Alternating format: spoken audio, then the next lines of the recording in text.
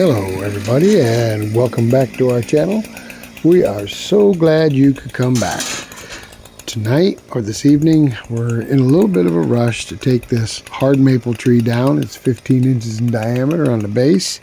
We do have the first log sold and the second log cut up into quarter sawn lumber that is also sold.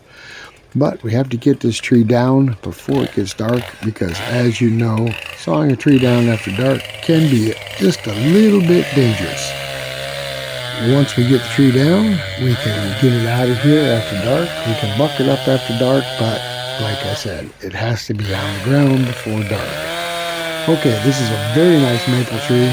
It is veneer quality, and it is on the edge of our hinge cut, so we don't mind taking it down. It'll open things up for some acorn trees that are trying to grow, or I should say oak trees.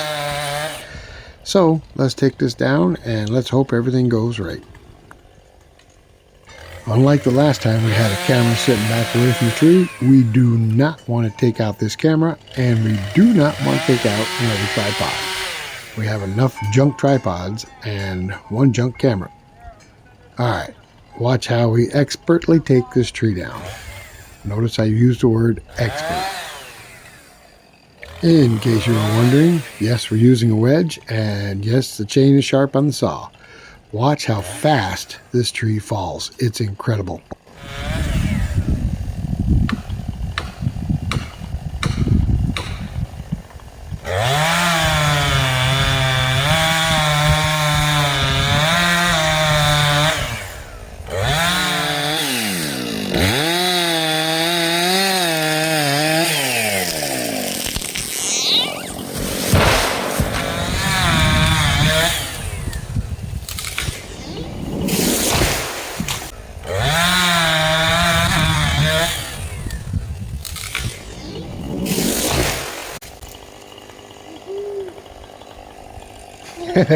And that wasn't an owl, folks.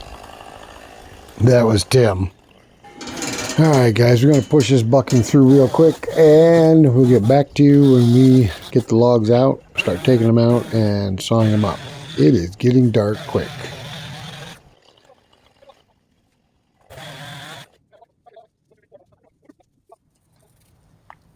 Alright guys, we're going to run up tonight and grab some logs. Actually, we're going to grab those maple logs that we cut down last night. But there's been a little change of plan. I'll explain it to you in a few minutes. Yeah, change of plan is an understatement. I break a weld on the log arch while it's loaded with a log, trying to bring it out.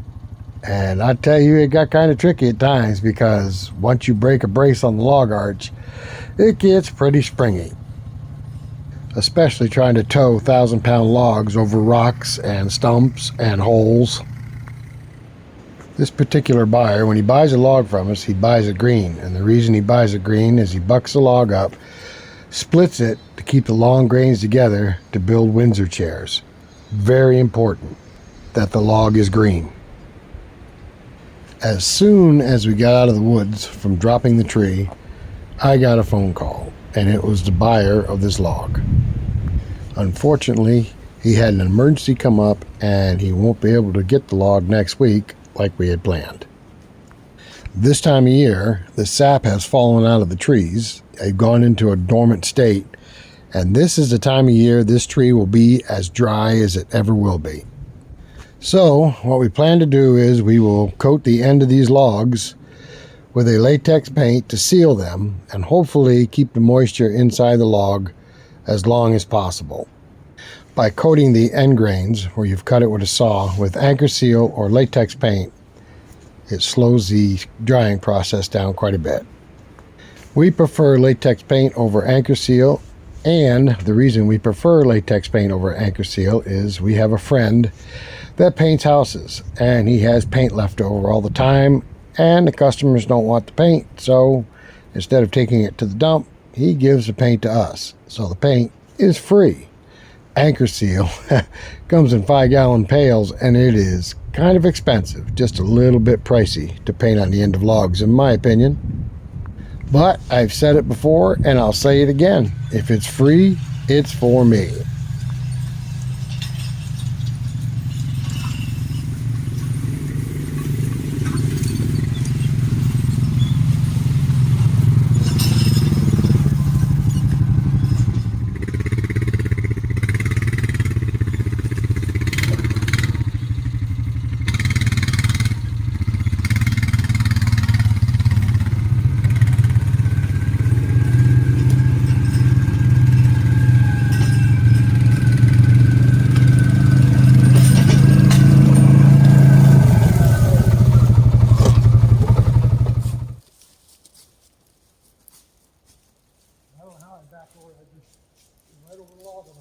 Yeah.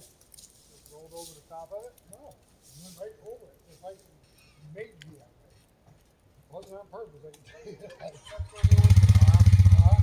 Get lucky every once in a while. Yeah.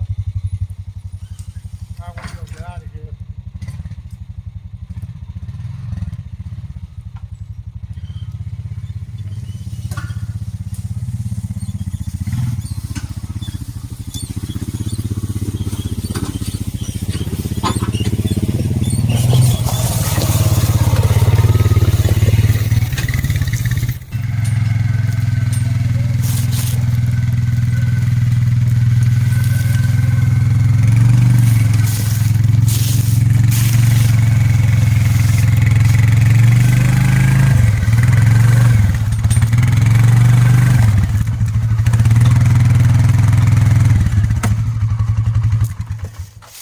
I don't know how I did that first try.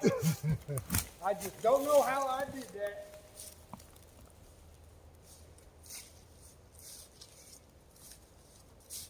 And I was in two-wheel drive. I just can't believe that. And I had that stump right there. Will you get the winch going?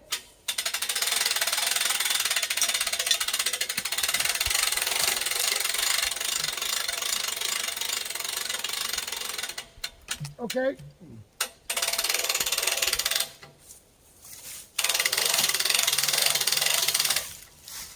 Perfect.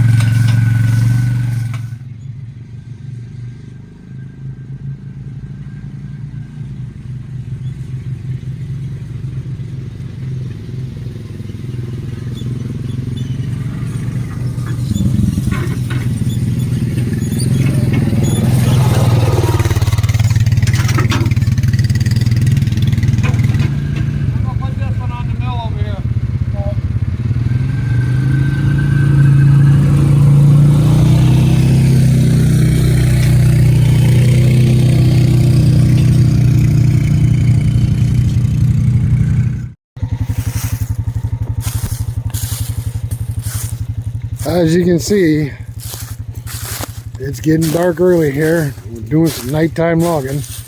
Got one more log to get out right here. And I'm thinking there's a crotch right in there. We might get that out of here too, but not tonight. We'll get this one log right here out, and Tim's got one up the hill up there he's gonna grab out. And then we'll go. Then we'll call it a night.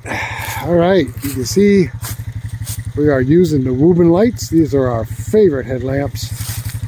They are so bright. Well, the log arch is giving me problems going over rocks and stumps and through the holes. It was springing back, and now I know why. One of the vertical braces are broke on the log arch. That's not good. All right, guys. I'm gonna get down there and fix the log arch, and Tim's got a log coming out now. You can see him up there on the hill. I'm gonna go down and fix my log arch, and that's got to be welded. I'm gonna call it a night. We appreciate you guys coming along with us. If you're not a subscriber to our channel, hit that subscription button, give us a thumbs up. We like it, YouTube likes it, everybody likes it. All right, guys, thanks for coming along. And until the next one, we will catch you later. Oh, and you think it's like 9 o'clock at night? It's not even 5:30 yet.